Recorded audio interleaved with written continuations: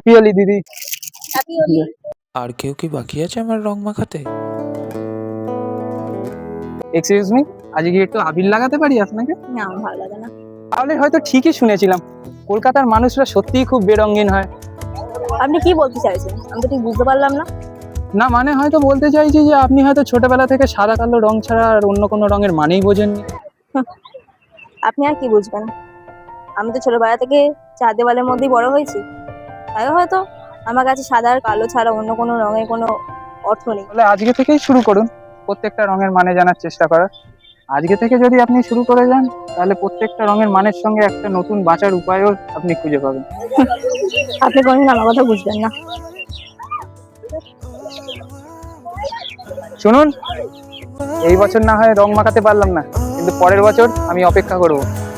জোর করছি না, যদি মনে হয় আমার সঙ্গে থেকে আপনি রঙের মানে বুঝতে পেরেছেন তাহলে নিশ্চয়ই আসবেন।